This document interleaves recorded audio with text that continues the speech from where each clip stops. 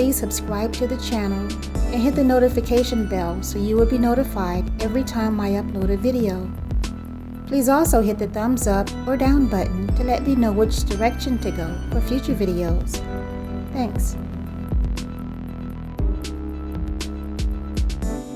These are scenes from the movie Beloved, written by Toni Morrison, and it's set in pre-Civil War days about a black woman as a slave and just after slavery in 1873, and the difficult decision she made about her babies. And what she did is somewhat the same question that many black women are facing in 2021.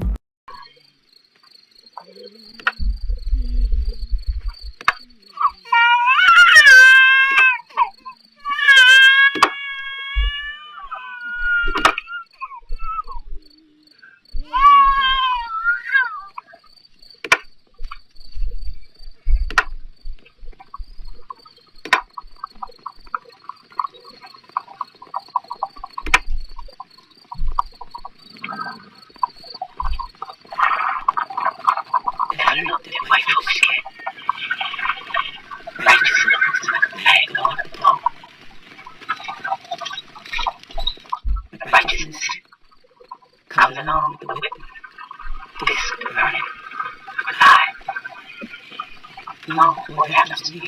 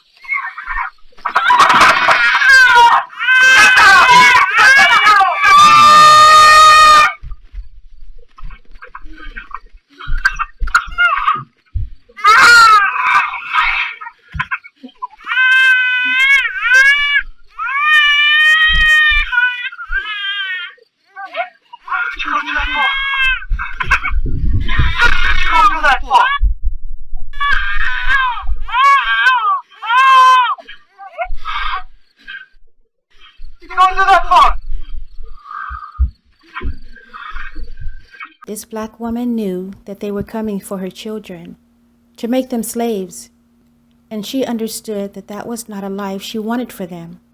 The children that she loved so much were going to become slaves, and there was nothing she could do about it. The black men at that time probably accepted the situation of poverty and enslavement and fear of the white man, the same as it is today. So instead of allowing her children to grow up in that environment, she took matters into her own hands. Today, in the year 2021, slavery is still legal in the United States, and the system begins prepping black boys for incarceration or slavery from the age of 7. All public schools now, their disciplinary action is contracted to the courts.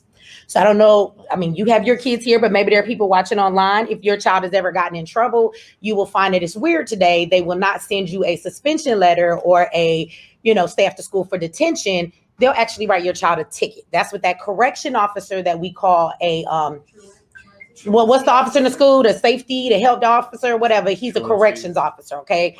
And he's in the school and he writes these tickets and then your child ends up in court, right? So what happens is as the school begins to push your black children out, and it is a science to pushing them out, right?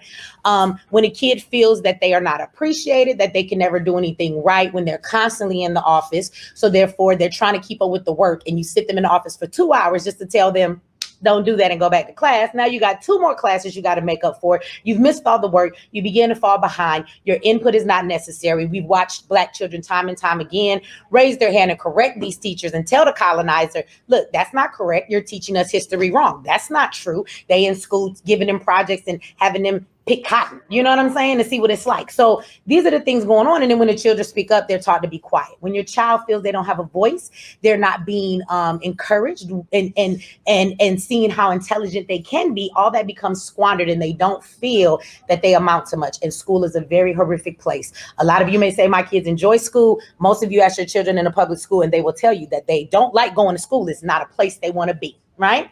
And they go to school every day, and then you find your children skipping school. You're at work. This is how the process works. They're out there in the streets. They hope your children will get caught up in some type of a criminal activity. When that criminal activity does take place because your kids have been pushed out to the streets, they don't do it. That's how this government, that's how everything works. They don't say to your face, go away. They just give you all of the things that put your child in a position. They know how children react that will push them to the streets. So now your son doesn't want to go to school. He's skipping because school is a horrific place to be. He's behind on all his work. He used to be a straight A student. Now he's failing because he's always in the office. If he breathes too hard, nobody hears him when he says he's having an issue with the teacher or anybody else. We don't hear our children because we're working so much. We don't even stop to help them deal with these things. So now I'm not going to school. I'm just going to skip today and hang out with all the other kids in the hood. They steal a car. They do whatever. This is what happens, right? When these things happen, then they take your child in the courtroom and they try your child as an adult. And let me tell you how they do that. They use your child's school record because they are tickets now. Your child has been in my courtroom several times, right? Your child has a ticket for this. Your child has a ticket for that. This is now a criminal issue. And all of your children's tickets, they got to go to court, right? Now turns into you have a prior record. Right. This is why we should try your child as an adult, because look at all the stuff they didn't do in a public school. Being in a situation is not going to help them. They need to go off to adult prison. And then this is where they lock your children in, because you have to understand psychologically that when your child is in his teenage years, they are learning how to socialize, how to date, how to get their first job. It is a very crucial time in their development of becoming a young adult and learning how society works as being a young adult. It is the most vulnerable time of their lives where they are molded and malleable to what they can become. If you stick a child in an adult prison environment, you have created a lifelong slave. When your child gets out and they've come out after 11 years, 10 years, nobody's died, your child gets out, they've never experienced any of those things. They have been socialized into a prison society, which is much different than regular society. So when your child comes out, they got a record for robbery, car theft, but they've never even had their first job. Do you think somebody's going to hire your child? Right? They haven't learned any of these things. And so they have a prison mentality now. And so they're going to turn around and get caught up in the system. We know how that game played, keeping you on paper for so long. So your child just keeps coming back. Now, the school to prison pipeline understand the reason they want to feed our children to the prisons is because it is legal slavery.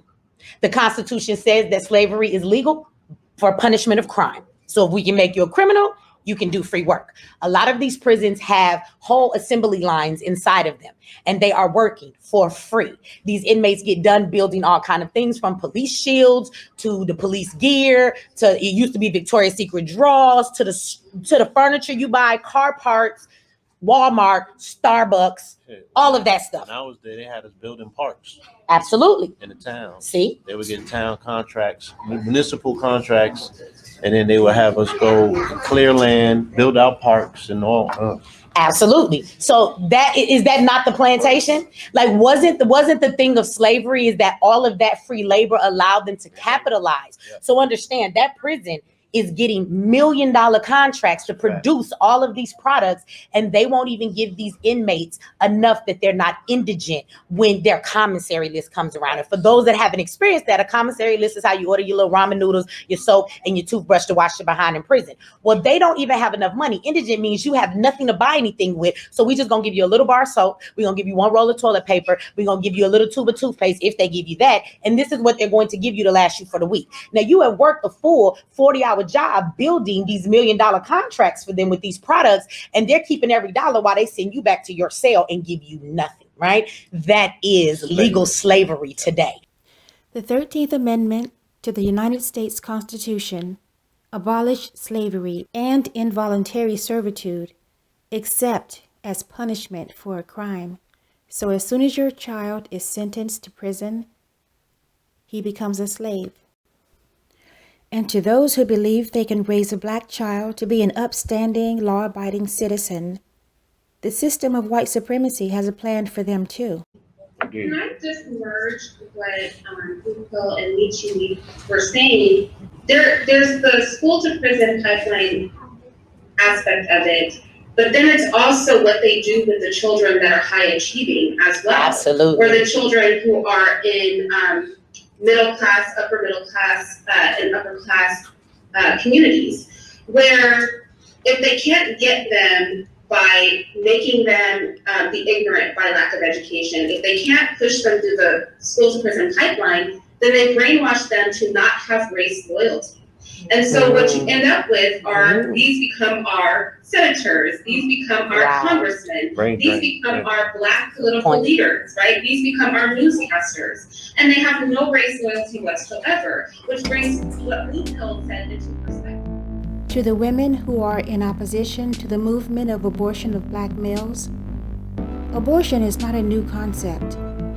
So where were you 30 years ago, 20 years ago, 10 years ago, when Black women felt they had no other choice but to choose abortion?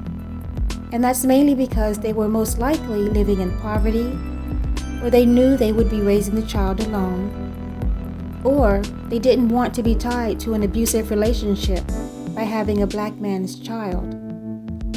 The only difference now is that Black women are banding together for a common goal.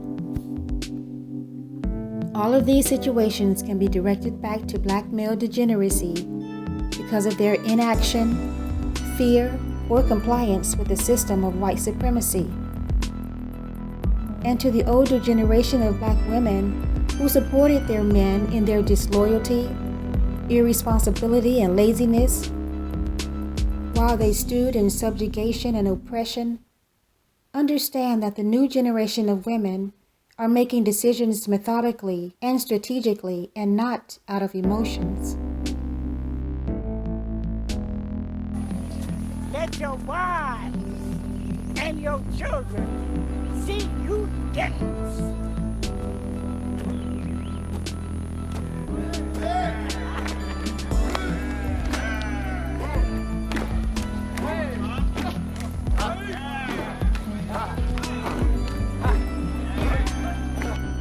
To the mammies in the Black community who are still coddling these Black men, knowing the pain it causes Black women, you are as much the problem as they are. You want to pretend that everything is great, not realizing the consequences of living with blinders on and acceptance of the dire position Black people are in. And that way of thinking is no longer accepted. If you listen closely to what the woman in this scene is saying, she's telling the men to dance, but she tells the women to weep. Women, I want you to weep. Just weep. For the living. For the dead.